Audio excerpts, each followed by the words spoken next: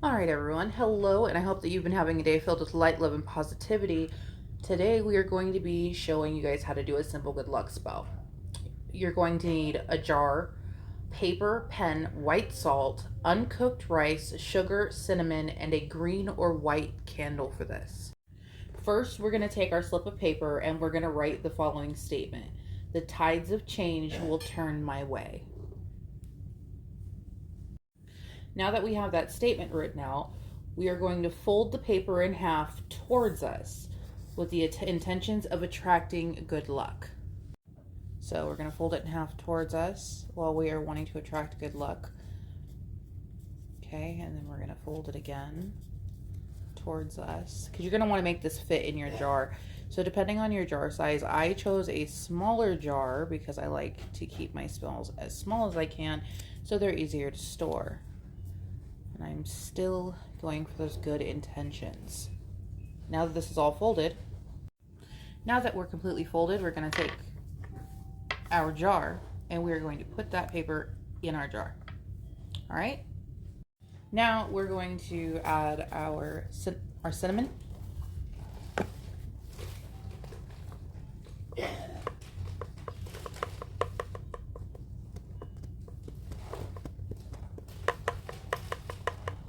Excuse me making a mess while I do this. I usually have a different thing for when I'm doing the jars for the cinnamon, but unfortunately that is not currently with me. So, got our cinnamon in our jar. Now, normally I would go with my salt next, but I wanted to do the rice first for this part. Now, you want to put just enough rice in there. You don't want to put too much, you don't put too little, but you want to definitely make sure that you're getting a good amount of rice in there. This is uncooked rice is what you need for this spell. So make sure that you're filling it up. You guys will see mine in just a moment. Don't forget, while you are putting the rice in there, that you do soft fit the salt in. And make sure that you're tapping everything to kind of get it all to settle into place. But you should look like this so far. No, it does not matter what color paper you use. So now we're going to use, I'm using kosher salt, but you can use sea salt or just any old salt will work at this point. Aside from, you don't want to use any black salt or pink salt, but anything that's a white salt's fine.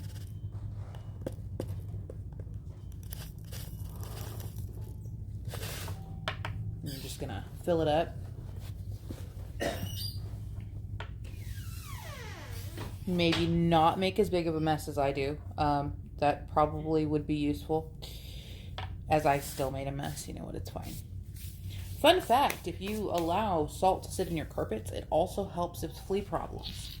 So the next thing we're going to do is we're going to cap this bad boy, all right? We're going to put the lid on it. So now you should look like this. So since I decided to finally use my brain, I decided I was going to put something down before I do this next part. Because when you're sealing with wax, which you guys haven't really been able to see it much, but this whole time I've had my green candle burning.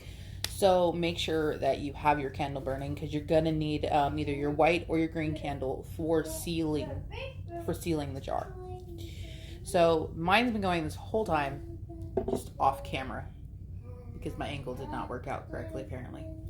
So what I'm going to do, because this is just how I prefer to do it, is I usually actually just slowly, I work all the way around. I do the entire lid, just a full seal, and I am letting it just kind of drip at this point.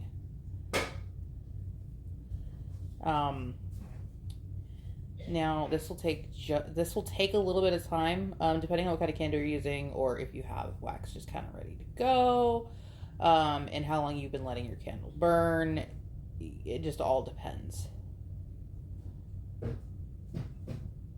Remember, the bigger the jar, the bigger the lid, the longer this portion is gonna take. So usually what I do is I make sure I get all of the actual visible parts of the lid done first, and then I will let it sit for a moment, and I will actually seal it underneath on the ridge line here, which you guys are kind of seeing me do now, just so we're all sealed.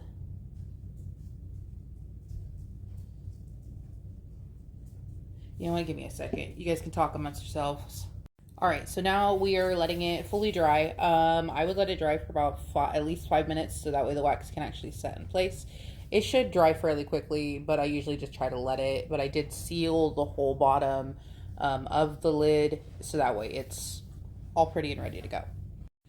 And be prepared, you're most likely going to get wax on your hands. So if you're not used to that, it can be interesting. It is going to be hot, but it's not going to hurt you. And if you're a little afraid of that, you can always wear gloves while you're doing the wax part. I would suggest it, honestly, just to protect your skin, especially if you have sensitive skin.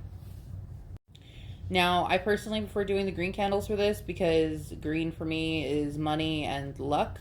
But like I said, you can use a white or a green candle for this. All right, so now we are dry. And we're going to take this and we're going to go hide it in our little cupboard of spells, or if you don't have one of those, just go ahead and you can put this somewhere in your home, or you can carry it in your pocket or your purse. It's really up to you. If you feel like you need that good luck with you more often than not, I would carry it with you. If you feel like you get into a lot of traffic problems and stuff, I'd put it in your car. This is good for a lot of things, and you can make more than one. I always like to have one in my home. I have one in my car, and then I have one that I carry in my purse. So I have several different ones. I also offer more in-depth luck spells and things. If anybody is in need of one, you can message me and we can get that started for you. Much light, love, and positivity to you all. I hope you all have a wonderful day, and I look forward to seeing you all soon.